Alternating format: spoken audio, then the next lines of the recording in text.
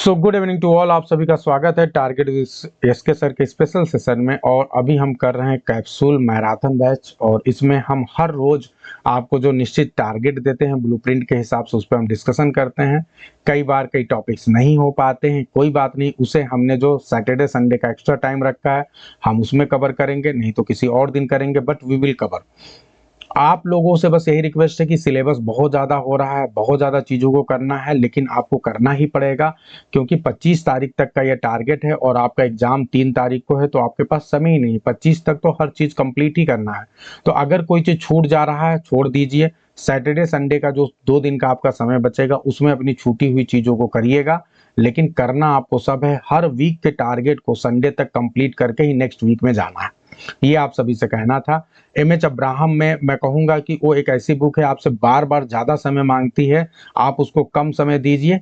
एक बार सरसरी निगाह से देखिए, हाईलाइटेड पोर्शन को तड़ी कीजिए, महत्वपूर्ण जो आपको इंफॉर्मेशन लगे बस उसको अंडरलाइन हाईलाइट करके आगे बढ़ जाइए। बाकी क्लास के दौरान समझिए, सीखिए और पढ़िए, बहुत ज्यादा प्रेशर मत लीजिए।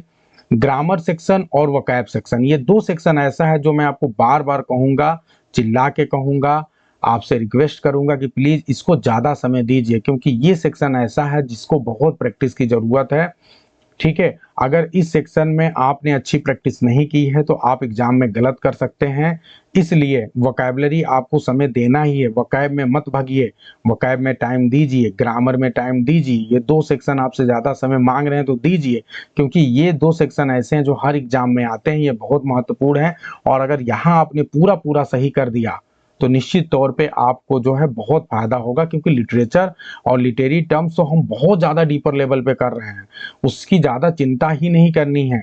और दूसरी बात, आप जब टेस्ट सीरीज देंगे तो वहां भी हम आपको भर भर के दे रहे हैं। जैसे आज अगर आप लोगों ने, जितने भी लोगों ने कैप्शन टेस्ट सीरीज में पार्टिसिपेट किया होगा तो आप याद करिए, आज आपको शुरू के 10 पेजेस से हमने आपको एमएच अब्राहम के क्वेश्चन पूछे थे।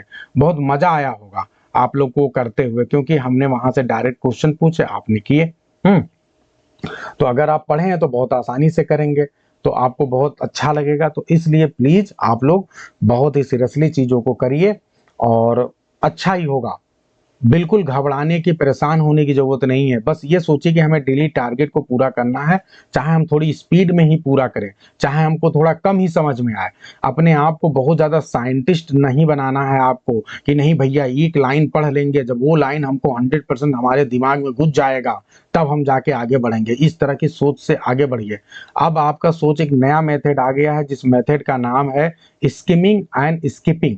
स्किमिंग एंड स्किपिंग का तब यूज किया जाता है, कभी भी जो अच्छे रीडर होते हैं वो हमेशा स्किपिंग एंड स्किमिंग प्रोसेस का यूज करते हैं। स्किपिंग का मतलब होता है कि जो महत्वपूर्ण चीजें नहीं है उसे छोड़ दीजिए। स्किमिंग का मतलब ये होता है कि सरसरी निगाह से देखना कि कौन सी काम की चीज है, उसको, जो ज्यादा काम की चीज है उस पर ज्यादा फोकस करना, जो कम काम की चीज है उस पर कम फोकस करना, कुछ चीजों को ऊपर ऊपर ही देख के आगे बढ़ जाना, जो जरूरत वाली चीज है उस पर ज्यादा फोकस करना, ये होता है स्किमिंग। तो ये दो प्रोसेस है जो आजकल बहुत ज्यादा यूज किया जाता है। और ये प्रोसेस जो लोग यूज करते हैं उनकी रीडिंग फास्ट होती है, वो जल्दी चीजों को कर लेते हैं। और ये जो टुनटुन वाले साहब हैं कि भैया जब तक हम 4 लाइन एक पेज को जब तक रट नहीं लेंगे तब तक आगे नहीं बढ़ेंगे, वो जिंदगी भर पता चलता है कोई किताब ही नहीं खत्म कर पाते हैं। वो बस पता चले जिस पेज को आप रट रहे हैं वो एग्जाम में आया ही नहीं, तो आप फिर टाइम टाइम फिस हो गए एग्जाम में। तो बेहतर है कि ओवरऑल रीडिंग करिए, बर्ड्स आई व्यू करिए, कम थोड़ा समझ में आए कोई बात नहीं, दोबारा रीड करेंगे। ठीक है, तो इस तरह का प्रोसेस रखिए, आप बेहतर करेंगे। तो चलिए आज के सेशन को शुरू करते हैं। और आज के सेशन को क्या आज हम ग्रामर से शुरू करें? व्हाट डू से ग्रामर से शुरू करें हम आज के सेशन को, फिर उसके बाद एमएच अब्राहम्स को करेंगे। चलिए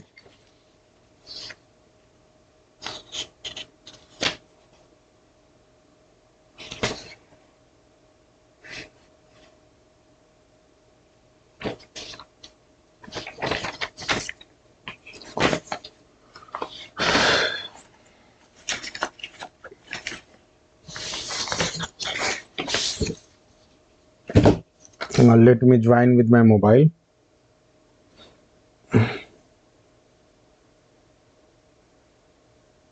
ग्रामर में आप एडजेक्टिव का सेक्शन खोल लें। एडजेक्टिव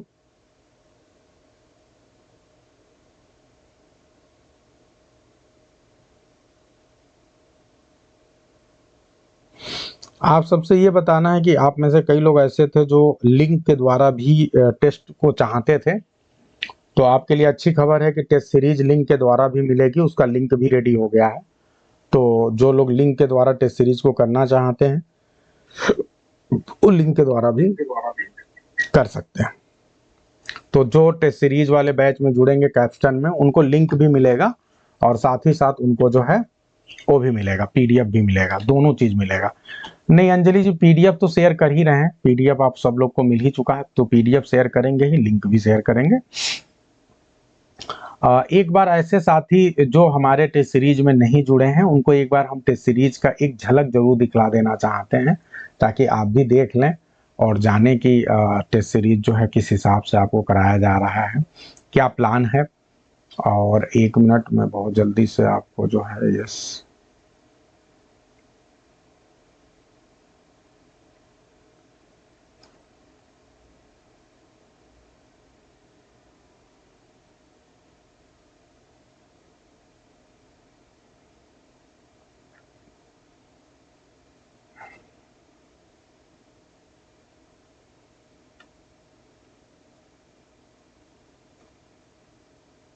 अच्छा राजकुमार जी प्रिंट करवा के टेस्ट देंगे, कोई बात नहीं है, आप प्रिंट करवा के टेस्ट दीजिए, नो इशू।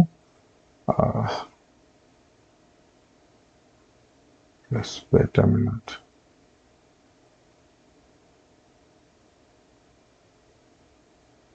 अच्छा इसका पीडीएफ हो गया होगा।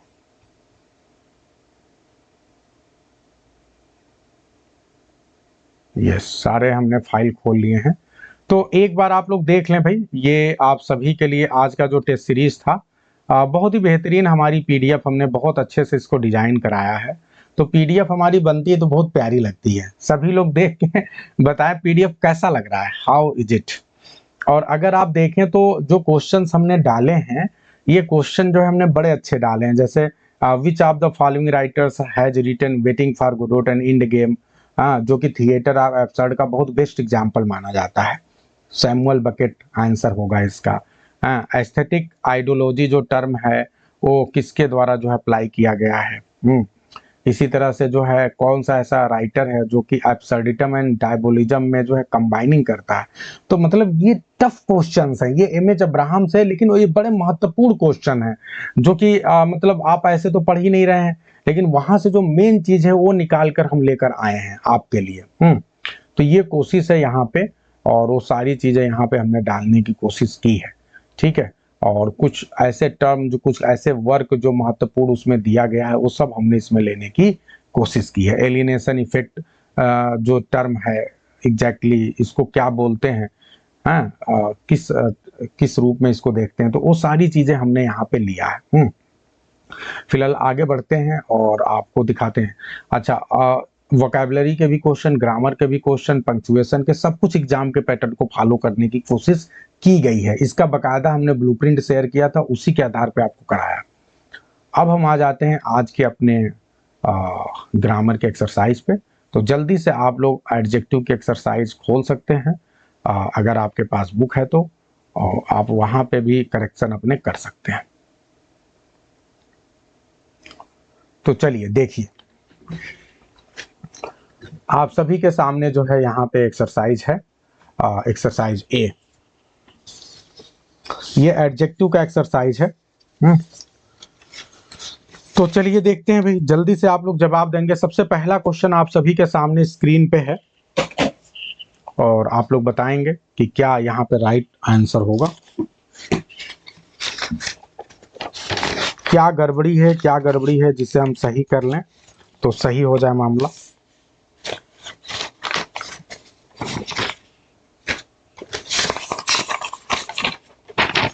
Late me open my notes as well. चलिए, तो अगर यहाँ पे ध्यान दे तो there were no less than 50 person in the dining hall. तो बताइए यहाँ पे क्या करें, इसकी एक अलग रिकॉर्डिंग कर लें क्या, आगे जो हमने बात की हालांकि वो बहुत इंपॉर्टेंट है, एक बार देख लें कितनी मिनट बात हुई हमारी। 9 मिनट हुई है, ठीक है, जरूरी था होगी। चलिए स्टार्ट करते हैं, यहीं से करते हैं। तो अब यहाँ पे क्या होगा कि जो लेस है लेस की जगह पे हमें क्या यूज करना है, फ्यूअर का यूज करना है। ठीक है, लेस की जगह फ्यूअर की यूज क्यों हम करेंगे, क्योंकि यहाँ पे जो लेस का यूज होता है वो हमेशा क्वांटिटी के लिए होता है, लेकिन जो फ्यूअर का यूज होता है वो यस वो हमेशा जो है नंबर के लिए होता है। ठीक है, तो आप लेस का प्रयोग जो है हमेशा किसके लिए करेंगे, अनकाउंटेबल नाउन के लिए करते हैं।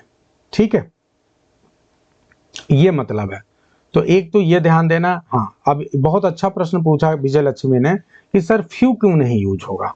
देखो फ्यू क्यों नहीं यूज होगा, उसके पीछे रीजन है, क्योंकि जो फ्यू है, ये पेन क्यों नहीं, जो फ्यू होता है वो हमेशा क्या है, पॉजिटिव डिग्री है, और जो फ्यूअर है वो कंपेरेटिव डिग्री है।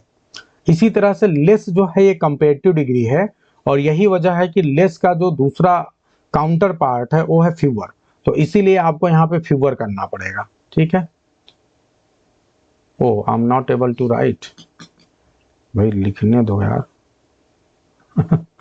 चलिए कोई नहीं, हम बोल दे रहे हैं, लग रहा है लिख नहीं पाएंगे क्योंकि ये करेक्शन मुझे करने नहीं दे रहा है।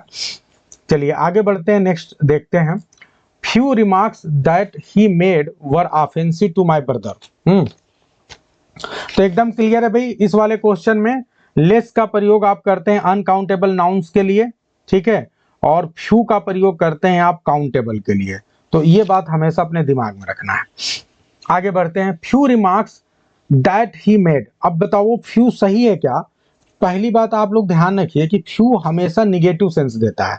अगर आपने फ्यू बोला तो फ्यू का मतलब कि कुछ नहीं, फ्यू का मतलब कुछ नहीं, लेकिन यहाँ खुद आपको बताया जा रहा है कि कुछ रिमार्क्स उसने किया है। तो आप क्या करेंगे, तो आपको या तो ए फ्यू करना पड़ेगा या द फ्यू करना पड़ेगा।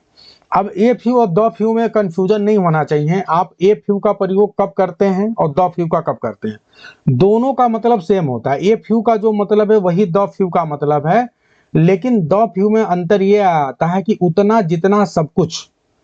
और दूसरी बात ये कि द आप तभी लगाएंगे जब उसके बाद एक क्लॉज आ जाएगा।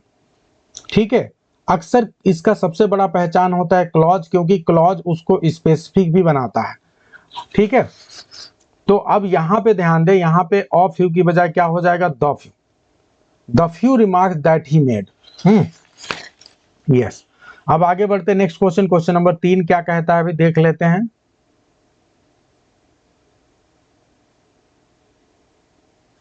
तो क्वेश्चन नंबर 3 आप सभी की स्क्रीन पे है।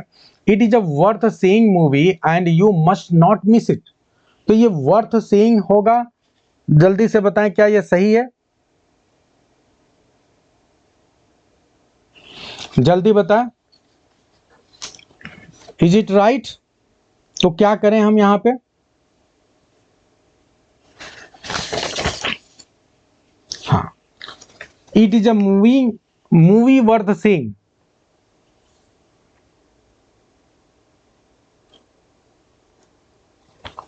क्या ये सही होगा, बिल्कुल सही है।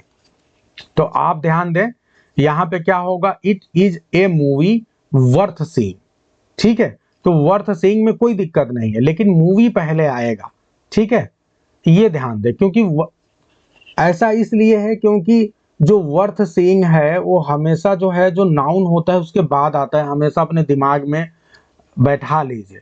जैसे आपने कहा कि ही इज द पर्सन वर्थ कुछ भी, वर्थ सीइंग या वर्थ प्रेजिंग, वह एक ऐसा पर्सन है जिसका प्रेज किया जा सकता है, प्रेज करने योग्य पर्सन है। तो he is a person worth praising. ठीक है, तो ये वर्थ प्रेजिंग एक साथ आता है। एक और आप लोग ध्यान रखिएगा, अगर आपको एक कॉन्सेप्ट पता हो तो एक कॉन्सेप्ट मैंने आप सभी को बताया था कि जब भी एडजेक्टिव एक वर्ड का होता है तो वो नाउन से पहले आता है, लेकिन अगर एडजेक्टिव जो है फ्रेज में है तो अक्सर वो नाउन के बाद आता है, प्रेडिकेटिव यूज होता है। ठीक है, तो ये भी अपने दिमाग में ध्यान रखिए कि अगर फ्रेज में एडजेक्टिव है तो प्रायः जो है वो नाउन के बाद आता है। चलिए आगे बढ़ते हैं। Of all the students Rita was less worried when the date for the annual examination was announced। अब बताइए यहाँ पे क्या करें, तो लेस के स्थान पे यहाँ पे क्या हो जाएगा, द लिस्ट हो जाएगा। यहाँ पे लेस के स्थान पे हमें क्या करना पड़ेगा, द लिस्ट हो जाएगा। क्लियर है क्यों द लिस्ट हो जाएगा, बताइए भाई। इसलिए क्योंकि ऑफ ऑल द स्टूडेंट है, और जब ऑफ ऑल द स्टूडेंट है, जैसा द बेस्ट ऑफ ऑल, तो हमेशा सुपरलेटिव डिग्री आएगा। तो लेस का सुपरलेटिव डिग्री होता है लीस्ट। समझ में आ रहा है? तो यही बात आप लोगों को है, बहुत छोटी चीज। इसको आप कहां से ले रहे हैं, यहां से ले रहे हैं, ऑफ ऑल द स्टूडेंट्स। इसकी वजह से यहां पे द लिस्ट होगा। समझना भी है कि पकड़ना कहां से है। चलिए आगे बढ़ते हैं। Even the most perfect person, अब बताओ परफेक्ट के पहले मोस्ट लगेगा क्या? कुछ ऐसे वर्ड होते हैं जिसको और ज्यादा सुपरलेटिव नहीं कर सकते, वो अपने आप में ही परफेक्ट है, कंप्लीट है। जैसे आप बोलते हैं परफेक्ट, राउंड, ठीक है, राउंड अब और ज्यादा राउंड हो जाएगा क्या? यूनिक, है ना? तो आपको इसके पहले फिर मोस्ट वगैरह किसी चीज को लगाने की जरूरत नहीं है। समझ गए? तो आप मोस्ट को हटा दें यहां पे। क्लियर है सभी को? आगे बढ़ते हैं। I was surprise to see every student sitting quietly in the class. तो सिटिंग क्वाइटली होगा क्या? ध्यान दें। अब एक बात आपको समझना होता है कि आप कहो सर यहां दिक्कत क्या है, ये दिक्कत क्या है? सर सिटिंग क्वाइटली, शांति से बैठे हैं, आपको लगेगा एकदम सही है भाई, हिंदी में आप यही तो बोलते हैं, हम सब शांति से बैठे हैं। तो शांति से बैठे हैं एकदम सही है, एडवर्ब है, दिक्कत क्या है? एडवर्ब लगा, अगर हो सकता है तो लगाओ। ऐसा थोड़े ना कि एडजेक्टिव का चैप्टर है तो एडवर्ब नहीं लगेगा। इससे क्या दिक्कत है? चाहे एडवर्ब होने दो, सेंटेंस में ठीक बैठ रहा है कि नहीं ये बताओ मुझे। ठीक है, तो आप ये समझिए कि जब भी आप एडवर्ब का प्रयोग करते हैं तो किसी वर्ब की विशेषता बताता है। एडवर्ब क्या करेगा? किसी वर्ब की विशेषता बताएगा। यहां पे कोई वर्ब है क्या जिसकी विशेषता बता रहा है? तो पता चलेगा सिटिंग, सिटिंग से क्वाइटली का कोई संबंध नहीं है। ठीक है, तो यहां पे क्वाइट ही अपने आप में करेक्ट वर्ड है। ठीक है, सिटिंग क्वाइट, शांत बैठे। ठीक है, ये एडजेक्टिव आएगा यहाँ पे, स्टूडेंट्स के लिए है, तो इसीलिए यहाँ पे क्या हो जाएगा? ये हो जाएगा quite. I hope it is very clear to everyone. सब लोग डीपर लेवल पे चीजों को समझने की कोशिश करें। Is it clear? चलिए, whole India expressed anger over the hijacking of Air India Boeing jet by militant at Karachi. तो होल इंडिया, होल क्या होता है? The whole India. क्या लिखना पड़ेगा आपको? The whole India. आप ध्यान रखिएगा कि एडजेक्टिव में ही आपका जो आर्टिकल टॉपिक है वो एडजेक्टिव का ही पार्ट है, तो इसीलिए जब आप एडजेक्टिव करते हैं तो वहां पे आर्टिकल भी आपको मिल जाता है। ठीक है जी, तो इसीलिए यहां पे होल का प्रयोग करेंगे, द होल। आगे बढ़ते हैं। I like him because he is the most interesting fellow because of his amiable nature. बताइए क्या होगा?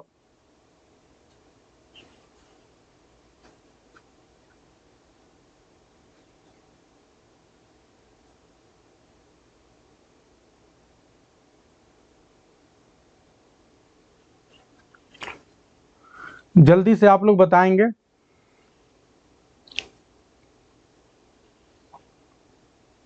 यहां पे द मोस्ट इंटरेस्टिंग नहीं होगा, क्योंकि देखो एक बात समझना है, बहुत डीपर लेवल पे बात समझिए। जब कंपैरिजन नहीं है तो फिर आपको द लगाने की जरूरत नहीं है। जब हम ये कहें कि भैया 100 लोगों में से एक है, जब अकेले वही है, तो फिर द मोस्ट लिखने की क्या जरूरत है? तो इस कंडीशन में आप ए मोस्ट लिखेंगे। ठीक है, ए का प्रयोग करेंगे यहां पे, तो यहां पे द का प्रयोग यहां पे गलत है। ठीक है, the meeting was postponed because only the few persons, अब द फ्यू यहां सही है क्या? द फ्यू पर्सन्स, ठीक है, वर प्रेजेंट। बताइए, मीटिंग पोस्टपोन कर दिया गया क्योंकि द फ्यू पर्सन थे। आप सभी को पता है द फ्यू का प्रयोग कब करते हैं? जब आपको पता हो कि जितना उतना सब कुछ। दूसरी बात, इसको पहचानने का तरीका क्या है? उसके बाद क्लॉज आना चाहिए, यहां पे क्लॉज आया ही नहीं, तो ये ऑफ फ्यू हो जाएगा। ठीक है, आगे बढ़ते हैं। Question number 10। In the opinion of everyone she is wiser than beautiful. हर किसी के ओपिनियन में वो क्या है, वो वाइजर देन ब्यूटीफुल, वो सुंदर होने की बजाय ज्यादा समझदार है, ब्यूटीफुल ज्यादा है। तो अब ब्यूटीफुल होने की बजाय बुद्धिमान ज्यादा है, क्या ये सही है? अगर आप रेने मार्टिन की बुक पढ़े हो या किसी बुक को पढ़ी है, एसपी बख्शी में भी, जब भी दो लोगों की, दो आप एक ही पर्सन है उसकी दो क्वालिटीज में तुलना हो रही है, फ्यू नहीं हो सकता छाया जी, अगर आप बोल रही हैं तो देखो, कभी भी अगर कोई पर्सन काउंट करने में आ रहा है थोड़ा भी, तो आप ऑफ फ्यू करेंगे। फ्यू तब लगाते हैं, फ्यू नॉर्मली लगाते ही नहीं है, फ्यू कभी लगाएंगे तब जब आपको एकदम होगा कि नहीं कुछ हुआ ही नहीं, कोई नहीं है। अब यहां ध्यान दें, in the opinion of everyone is wiser, जब भी किसी एक व्यक्ति के दो क्वालिटी की तुलना की जाती है तो वहां फिर ये ER और EST से सुपरलेटिव कंपैरेटिव नहीं बनाते हैं। आपको आपको क्या करना पड़ेगा, पॉजिटिव फॉर्म ही लेना पड़ेगा और मोर लगाना पड़ेगा। ठीक है, तो यहां पे क्या लिखेंगे कि more wise then beautiful. Clear है एकदम सभी को? तो जब एक ही व्यक्ति की बात होगी, चाहे खुद हो चाहे टुनटुन हो या कोई और हो, अगर एक व्यक्ति के दो क्वालिटीज की तुलना हो रही है तो आप मोर और मोस्ट का, मोर का प्रयोग करिए। ठीक है, तो I hope it is very clear to everyone. ये वाला पॉइंट आपको बहुत अच्छे से क्लियर हो रहा है, जितनी भी मेजर चीजें हैं हमने 10 क्वेश्चन में जितना हो पाया करें। अब आगे बढ़ते हैं। अच्छा, छाया जी कह रहे न्यू लगा, चलिए तो ध्यान देना, न्यू नहीं है, आपने ध्यान नहीं, भूल गई है लग रहा है, एक बार फिर से रेने मार्टिन दिखाइएगा। ठीक है, ठीक है, हाँ, एन इंटरेस्टिंग फेलो होगा, एन इंटरेस्टिंग, ठीक है, एकदम सही है। चलिए अब आगे बढ़ते हैं। He is as intelligent if not more intelligent than his brother. ठीक है, इसमें बताइए क्या करें।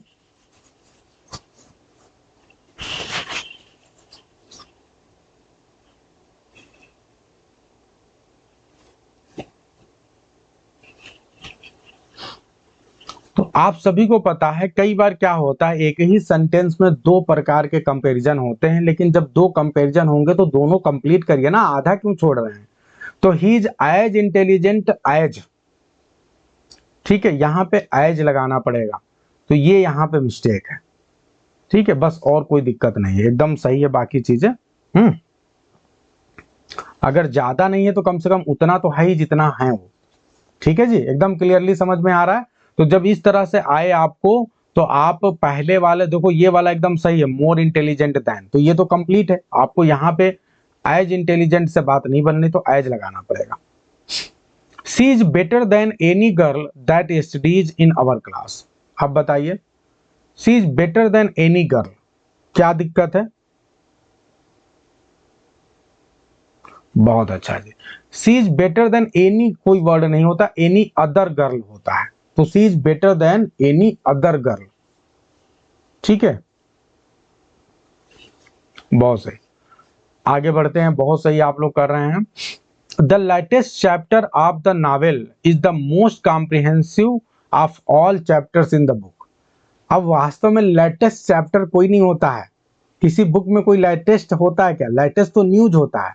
अगर किसी बुक में बात करेंगे तो लास्ट हो सकता है, फर्स्ट हो सकता है। ठीक है, क्लियर है? तो लेटेस्ट ना होकर लास्ट होगा, ये मिस्टेक अक्सर हम लोग कर देते हैं। यस, पोजीशन को बताने के लिए यूज किया जाता है लास्ट फर्स्ट। ठीक है, चलिए, सी वॉज नॉट पनिश्ड दो सी केम लेटर देन आई, ये भी काफी महत्वपूर्ण है, दो ये बहुत बेहतरीन यूसेज है। अब देखो होता क्या, एक होता है फार्मर, एक होता है लेटर, दो वर्ड समझिएगा। फार्मर का मतलब पहले वाला और लेटर का मतलब बाद वाला। तो ये जो सेंटेंस है, इसमें जो लेटर वर्ड आया है इसका मतलब होता है बाद वाला, लेकिन यहां बाद वाला तो सेंस ही नहीं है, यहां तो सेंस क्या है, लेटर। ठीक है, ये वो वाला जो लेटर और फार्मर है वो पोजीशन को बताता है, लेकिन जो LATER होता है ये टाइम को बताता है। तो ये समझना है आपको। तो यहां पे टाइम की बात हो रही कि वह देर से आई, इसलिए उसको, ठीक है, वो मुझसे ज्यादा देर में आई फिर भी उसको पनिश नहीं किया गया। ठीक ठीक है, ये मतलब है यहाँ पे, तो यहाँ पे लेटर हो जाएगा। क्लियर है सभी को? चलिए, सी इज द बेस्ट, हाँ अक्सर हम कहते हैं सी यू लेटर, ठीक है Chanchal ji. She is the best and beautiful girl of our village, ये भी ध्यान दो, इसमें दोनों चीज है। बेस्ट का मतलब क्या हो गया, सुपरलेटिव डिग्री, और ब्यूटीफुल सिंपल सा पॉजिटिव डिग्री में आया है। तो क्या ऐसा पॉसिबल है क्या? एक सेंटेंस में 2 डिग्री पॉसिबल नहीं है, एक सेंटेंस में 2 कंपैरिजन पॉसिबल है अलग अलग प्रकार से, लेकिन 2 डिग्री एक ही व्यक्ति के लिए 2 डिग्री पॉसिबल नहीं है, तो ये मिस्टेक है। तो अगर वो द बेस्ट है तो दूसरी जगह भी सुपरलेटिव में होगी, तो अगर एक जगह द बेस्ट है तो दूसरी जगह द मोस्ट ब्यूटीफुल, क्योंकि ब्यूटीफुलेस्ट कोई वर्ड होता नहीं है, ठीक है। तो आप क्या करेंगे, she is the best and the most beautiful girl of our college. Clear है सभी को? तो चूंकि द पहले लिख चुका है आप, तो आप केवल मोस्ट लगा देंगे तो ये सेंटेंस आपका सही हो जाएगा। आगे बढ़ते हैं। My book is superior than yours although it has cost me much less, मेरा बुक जो है तुम्हारे से सुपीरियर है, यद्यपि इसने जो है मुझे कम पैसे में मुझे मिला है। क्या बताइए इसमें क्या मिस्टेक है आप लोग? बहुत अच्छा क्वेश्चन है ये। तो आप सभी को पता है कि सुपीरियर अपने बाद क्या लेता है, सुपीरियर अपने बाद हमेशा टू लेता है। इसका भी एक तरीका है कि अगर आप ध्यान दें कि जब भी IOR वाला कोई मिलता है तो आप अक्सर अपने बाद टू लेता है। सुपीरियर, इंफीरियर, जूनियर, एक्सटीरियर, ये सारे अपने बाद क्या लेते हैं, टू लेते हैं। तो ये बहुत आसान है, जूनियर आसान है। अगर एक और वर्ड है प्रीफर, प्रीफर भी अपने बाद क्या लेता है, टू लेता है, और प्रेफरेबल भी अपने बाद टू लेता है, तो वो भी ध्यान रखिएगा। जैसे आपसे पूछा गया कि चाय लेंगे कि कॉफी लेंगे, तो आप बोल रहे हैं कि I will prefer tea to coffee, ठीक है, तो ये याद रखिएगा। Of all other my neighbours he is the kindest and most considerate to other, तो यहां तो सही है भाई। अगर डिग्री की बात करें तो काइंडेस्ट भी सही है और मोस्ट कंसिडरेट भी सही है, यहां कोई दिक्कत नहीं, यानी दिक्कत पहले पार्ट में है। तो of all other my neighbours, ये देखने में अजीब लग रहा है, तो यहां पे क्या मिस्टेक होगा, अदर की कोई जरूरत ही नहीं है। ऑफ ऑल माई नेबर्स, जितने भी मेरे नेबर्स हैं उनमें, अगर आप अदर की बात करें तो अदर स्पेशली यूज होता है कंपेरेटिव डिग्री में। अगर मैं पूछूं कि अदर का प्रयोग करते क्या है, एनी अदर, या पॉजिटिव डिग्री में भी यूज करते हैं आप वेरी फ्यू, तो अक्सर जो आप यूज करते हैं वो अक्सर कंपेरेटिव डिग्री में अदर का प्रयोग करते हैं, अदरवाइज जो है सुपरलेटिव में तो डायरेक्ट आता है, ठीक है। चलिए अब आगे बढ़ते हैं। Arabian Nights is the most adventurous of any books, ठीक है, रिटन सो फार। अब फिर ध्यान दो, आप कह सकते हो सर यहाँ पे एनी लिखा हुआ है, तो क्या एनी के बाद अदर लगाएं? जल्दी बताएं, तो क्या लगाएंगे एनी के बाद अदर? तो अब आप लोग शायद भूल गए हैं। आप हमेशा अपने दिमाग में बैठा लीजिए कि जो एनी के बाद अदर वगैरह लगाते हैं वो हमेशा कंपेरेटिव डिग्री में लगाते हैं। अगर सुपरलेटिव डिग्री में है तो एनी फेनी तो मतलब ही नहीं है, आपको ऑल करना पड़ेगा, जितनी भी हैं उसमें बात हो रही है, ठीक है। तो इसीलिए आप एनी, मेनी, अदर, ये सब कंपेरेटिव डिग्री में यूज होगा, अदर वाला, और यहाँ पे आपको क्या करना पड़ेगा, ऑल बुक्स। क्लियर है? एकदम डीपर से डीपर लेवल पे दिमाग में जा रहा है कि नहीं? छपना चाहिए ये दिमाग में एकदम अच्छे से, ताकि आप गलती ना करो।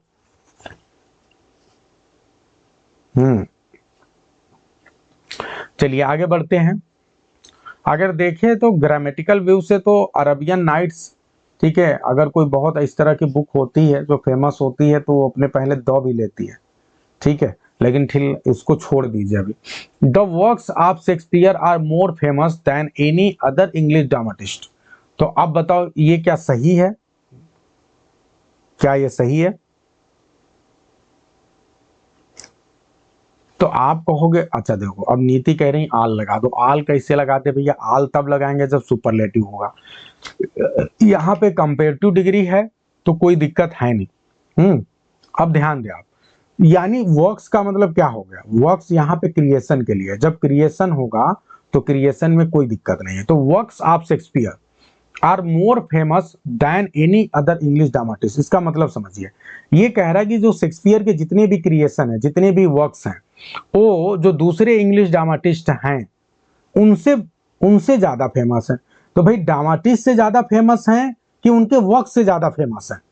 तो उनके वर्क से ज्यादा फेमस है शेक्सपियर के वर्क, न कि ड्रामाटिस्ट से शेक्सपियर के वर्क ज्यादा फेमस है। जैसे तो अब यहां पे क्या होगा, वर्क के बीच में कंपैरिजन हो रहा है दो प्रकार के राइटर के। तो यहां पे ध्यान दे, देन एनी अदर नहीं, देन क्या हो जाएगा, than those of, than those of हो जाएगा जब भी। अब यहां पे ध्यान दे, आप दो तरीका अपना सकते थे। जैसे एनी अदर है तो आप इसको क्या कर लें भाई, आप एनी अदर का तो कोई मतलब ही नहीं है, आपको क्या करना पड़ेगा, than those of English dramatist. तो जो दोज होगा वो किसके लिए आएगा, वो वर्क्स के लिए आएगा। अब फिर बहुत अच्छा रागिनी दुबे बोल रही है, अगर ये वर्क एक होता तो आप दैट ऑफ लगाते, अगर वर्क दो है तो आप क्या लगाएंगे, दोज ऑफ लगाएंगे। क्लियर है, एकदम समझ में आ रहा है। ये दैट ऑफ और दोज ऑफ का प्रयोग जो है क्यों कर रहे हैं, क्योंकि अगर आप चाहो तो इसको दूसरे प्रकार से भी लिख सकते हैं। मेरा पेन नहीं चल रहा इसलिए मैं लिख नहीं पा रहा हूं, मेरी बात को जरा ध्यान से सुनिएगा। अगर हम चाहें तो इसको ऐसे बोल दे, क्या इसमें कोई दिक्कत है, the works of Shakespeare are more famous than the works of other English dramatist. ठीक है, तो इसमें कोई दिक्कत नहीं, ये एकदम सही है। लेकिन प्रॉब्लम क्या है, मतलब तो समझ में आ जा रहा है, प्रॉब्लम बस एक ही कि रिपीट हो रहा है। और नियम ग्रामर का कहता है कि दो नाउन को एक ही सेंटेंस में रिपीट नहीं करना है। अगर रिपीट हो रहा है तो उसकी जगह प्रोनाउन लगाओ। तो जब वर्क्स एक बार आ चुका है तो वर्क्स की जगह पे जो प्रोनाउन आएगा वो दो जाएगा, बस यही करना है। तो इसीलिए than those of other English dramatist होगा। ठीक है, और यहां पे एक और, ठीक है, क्लियर है, एकदम समझ में आ रहा है सभी को, डीपर से डीपर लेवल पे। अभी राजकुमार जी ने भी एक अच्छा एग्जाम्पल दिया है ऊपर कि Sitapur is more hard than that of other city in UP. Clear है एकदम, आगे बढ़ते हैं। It is all the more better, देखो बहुत डीपर लेवल पे हम चल रहे हैं। It is all the more better if you work in my company. बताओ इसमें क्या दिक्कत है, तो दिक्कत क्या है, it is all the more better क्या होता है। आप देखो दो कंपेरेटिव डिग्री एक साथ लगा सकते हैं क्या, आप सभी को पता है कि बेटर अपने आप में कंपेरेटिव है, तो उसके पहले मोर की जरूरत नहीं है। समझ गए कि नहीं, अगर कोई चीज ऑलरेडी ईआर लगा के कंपेरेटिव बन चुका है तो उसके फिर मोर कब लगाते हैं, मोर को तब लगाएंगे जब कंपेरेटिव नहीं बन पाए। जैसे ब्यूटीफुल, तो ब्यूटीफुलर नहीं होता इसीलिए मोर ब्यूटीफुल लिखते हैं। ठीक है, समझ गए कि नहीं। तो मोर एंड मोस्ट का प्रयोग कब करते हैं, विपरीत परिस्थिति में करते हैं, जब आपका जो वर्ड है वो ईआर और ईएसटी लगा के कंपेरेटिव या सुपरलेटिव नहीं बन पाता है। क्लियर है एकदम डीपर लेवल पे, तो ये मतलब है। इसीलिए यहां पे द मोर की कोई जरूरत नहीं है, इसको काट फीट के खत्म कर दो। ठीक है, ठीक है, आगे बढ़ते हैं। These kind of roses are very popular, इसमें क्या दिक्कत है, these kind of roses are very popular. क्या करें हम इसमें, तो यहां पे काइंड है, तो this kind of rose is very popular. आप किसी प्रकार के एक रोज के प्रकार को बता रहे हैं ना, तो जरूरत क्या है, दीज काइंड ऑफ रोजेज क्या होता है भाई, दिस काइंड ऑफ रोज बोलो ना, इस प्रकार का रोज जो है बहुत पॉपुलर है। क्लियर हो गया, आगे बढ़ रहे हैं, सभी को समझ में आ रहा है कि नहीं, is it clear to everyone, deeper से डीपर लेवल पे।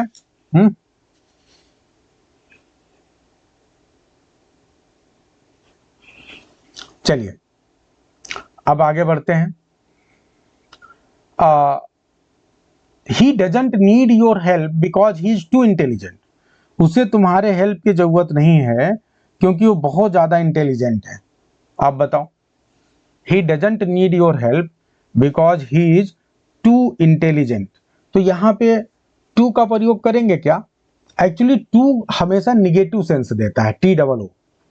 तो यहां पे निगेटिव सेंस तो है नहीं, ये पॉजिटिव सेंस है कि भाई वो इतना इंटेलिजेंट है, उसको क्यों जा रहे हो मदद करने, कोई जरूरत ही नहीं है। तो इसीलिए यहाँ पे वेरी का प्रयोग करेंगे। Modi Nagar is further from Dehradun than Meerut, तो यहाँ फर्दर नहीं होगा, क्या होगा, फार्दर। फर्दर का मतलब होता है अन्य, ठीक है, लेकिन फार्दर का मतलब होता है ज्यादा दूर, ठीक है, ये मतलब है। क्लियर है एकदम सभी को? Is it clear to everyone? अब आगे बढ़ते हैं। It was bitter cold and we prefer not to go out that night, बहुत ज्यादा कोल्ड था, हमने प्रिफर किया कि हम बाहर ना जाएं। तो ये बहुत अच्छा ध्यान देना है आप लोग को। बताओ क्या होगा? तो यहां पे बिटर के स्थान पे आप क्या करेंगे, बिटरली का प्रयोग करेंगे, ठीक है जी। अब क्यों करेंगे बिटरली का प्रयोग, देखते हैं कौन बता पा रहा है। कोई बता पाएगा तो दिल खुश हो जाएगा। देखते हैं कौन बताएगा। बिटरली क्यों करें हम? बिटर में क्या दिक्कत है? बिटर भी एडजेक्टिव है ना, तो बिटर कोल्ड में क्या दिक्कत है? What is the problem? Can anyone tell fast? तो एडवर्ब क्यों लगाए हम तो एडवर्ब की क्यों जरूरत है यहां पे, बताइए। हाँ, बहुत अच्छा जी। तो सभी के लिए तालियां हो जाए जो अच्छा समझ रहे हैं। देखो एक बात समझना है, जब ऑलरेडी एक एडजेक्टिव है और एक और वर्ड आया है जो एडजेक्टिव को मॉडिफाई कर रहा है, ठीक है, तो सिंपल सी बात है वो एडजेक्टिव नहीं होगा। अगर एडजेक्टिव को कोई भी मॉडिफाई करेगा तो वो हमेशा एडवर्ब होगा। एडजेक्टिव को मॉडिफाई करने वाला एडवर्ब होता है। तो यही वजह है कि कोल्ड को मॉडिफाई जो है करने वाला वर्ड यहाँ पे बिटर है, तो बिटर ना होके वो क्या होगा, बिटरली होगा। तो I hope it is very clear to everyone, सभी लोग को समझ में भी आ रहा है, बहुत अच्छी बात है। आप अपने लिए तालियां बजा लें क्योंकि आप सभी समझ पा रहे हैं। Please give a big round of applause for yourself. तो यहां क्या होगा, इट वाज बिटरली कोल्ड। अब आगे बढ़ते हैं। No animal is so sacred to the Hindus as the cow is, क्या दिक्कत है, क्या प्रॉब्लम है यहाँ पे? हाँ, अच्छा बस एग्जाम ये बहुत बढ़िया क्वेश्चन है। अब ध्यान रखिए यहाँ पे, आप लोग को मैंने एक तरीका बताया है, ध्यान रखें। नो एनी द बेस्ट, वेफी मेनी आप द बेस्ट, ठीक है। तो नो एनी द बेस्ट क्या होता है? जब आप कोई भी चीज अपने आप में केवल एक है जो बेस्ट है, तो आप जो उसका पॉजिटिव डिग्री बनाते हैं, आप बोलते हैं नो अदर। जैसे आप कह रहे हैं कि जो लोहा है वो सबसे मजबूत धातु है, आयरन इज द मोस्ट, ठीक है, strong, iron is the strongest metal आप बोल रहे हैं आप ऑफ ऑल। तो आप इसको पॉजिटिव क्या बनाएंगे, no other metal is as strong as iron, ठीक है, यही तो बनाते हैं। तो वैसे ही सेम है। अगर आप ये बोलना चाहते हैं कि जो काऊ है वो हिंदुओं की सबसे सेक्रेड एनिमल है, तो इसका मतलब क्या हो गया, no other animal is so sacred to the Hindus as the cow is. Clear है एकदम डीपर लेवल पे? तो ये समझ में आ रहा है कि नहीं, एकदम दिल और हृदय की गहराइयों में जा रहा है कि नहीं? नो एनी द बेस्ट बन गया कि नहीं? तो अगर हम ये कहें, थोड़ी देर के लिए देखते हैं, देखो सब मुजबानी बनवा रहा हूं आप लोग को। अगर मैं कहूं कि टुनटुन इस क्लास का सबसे तेज लड़का है, ठीक है, तो Tuntun is the most brilliant student of SK sir class, तो अब इसका पॉजिटिव डिग्री क्या बनेगा?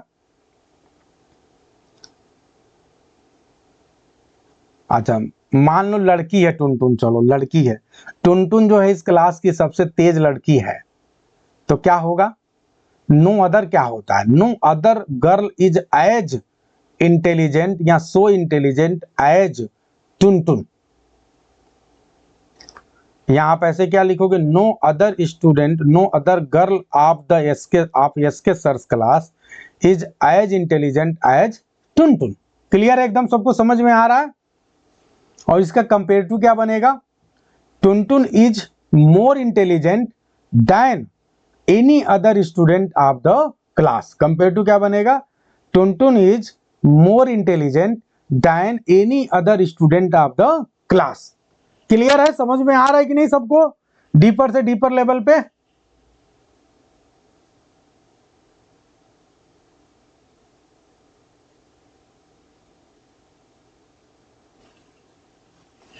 चलो, तो मजा लिए कि नहीं आप लोग?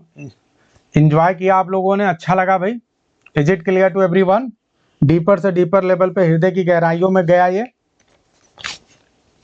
अब बताओ एग्जाम में आएगा तो कर पाओगे कि नहीं? खाली यही करोगे कि एग्जाम में भी करोगे? एग्जाम में आप धोखा देंगे कि करके आएंगे?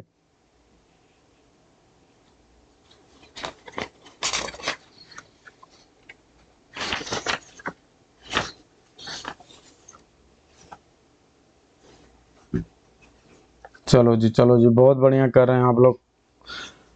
तो क्या एडवर्ब भी कर लें फटाफट? क्या एडवर्ब भी करना चाहते हैं?